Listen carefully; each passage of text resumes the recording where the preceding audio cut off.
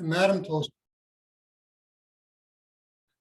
Madam Toastmaster and fellow Toastmasters and most welcome guests. A few years ago, my wife came home from Christmas shopping and she said to me that she had found the gift that I was going to give her for Christmas. It was at that point in the conversation that I realized this was one conversation I had to pay attention to. She said, "It's the most spectacular bird feeder in the world." And I said, "I've told you a million times not to exaggerate." Well, she ignored that comment, having heard it a few times before. She said, "It's at the Davidi Club at the craft show, but you've got to go down there and get it right away before someone else buys it." I said, "Well, didn't you put a hold on it or deposit or something?" And she said, "Of course not. That would spoil the surprise." I went down to the Davidi Club, and there it was, center stage, the most elaborate, most spectacular bird feeder in the world was still for sale. And when I went up to look at it, I understood why. Because the most spectacular bird feeder in the world also had a pretty spectacular price tag. But that's okay. I'm in business. I negotiate for a living. Everything's negotiable. So I thought I could probably reduce the pain that the most spectacular bird feeder in the world was about to inflict on our bank account.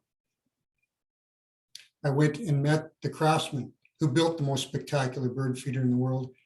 And he looked at me and said, "Are you Roy Slack?" "Well, I run a business in town. I'm in the newspaper every now and then. Some people recognize me." And I thought, well, this could help me in my negotiation. So I said, "Yes, I am." He said, "I thought so. Your wife was just down here and said she absolutely had to have that feeder and she was going to send you down to buy it, but she couldn't put a deposit on it because that would ruin the surprise." Well, as you can imagine, my leverage in the situation was significantly reduced. And I ended up paying the sticker price, which I suspect had increased between the time my wife saw the feeder and I did. Christmas came. Susan opened her present. She wasn't surprised, but she was certainly happy. I think she described it as spectacular. And she talked about the beautiful blue jays, the spriteful sparrows, the cheerful chickadees, all those alliterative birds were going to flock and fly to the feeder. It was a long winter.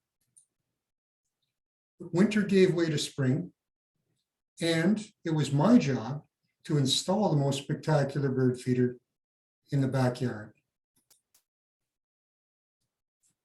I held it up here. I moved it over there.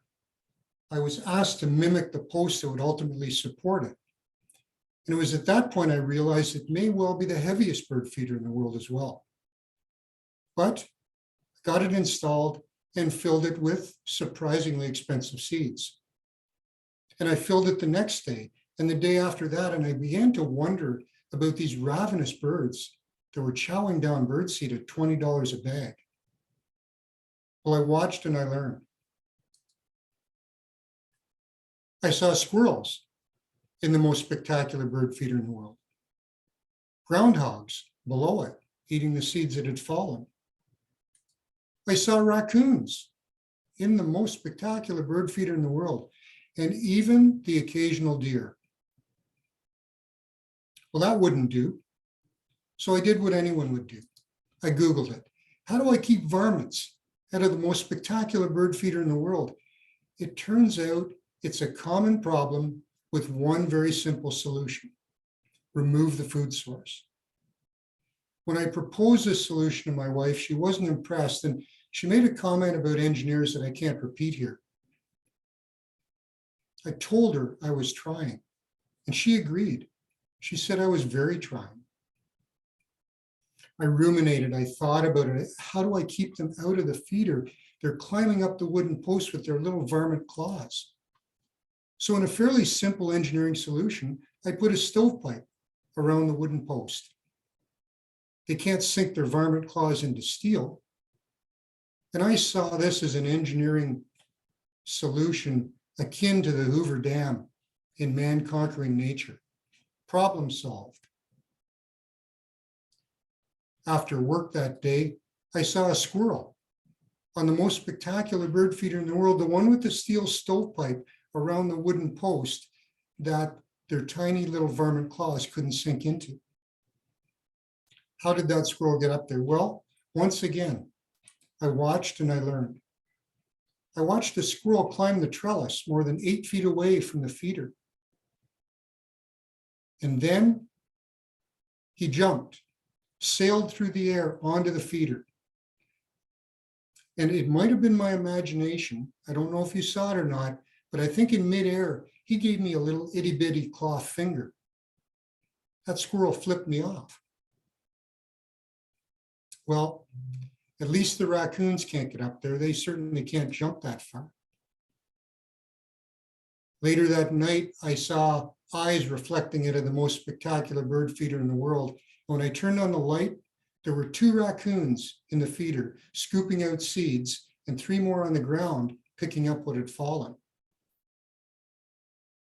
When the light went on, the raccoons just shimmied down the stovepipe and ran off into the woods. And of course, the stovepipe had very little effect on the bears. Well, my wife loves all the animals that come to visit, so she's happy. Seed is now a substantial part of our budget, maybe around the same annual cost as property tax. But I've grown to accept the animals that visit as well. It was my wife that reminded me of the saying, grant me the serenity to accept the things I can't change, the courage to change the things I can, and the wisdom to know the difference. And with that philosophy, when it comes to the most spectacular bird feeder in the world, my life is relatively stress-free, at least until next Christmas. Fellow Toastmasters.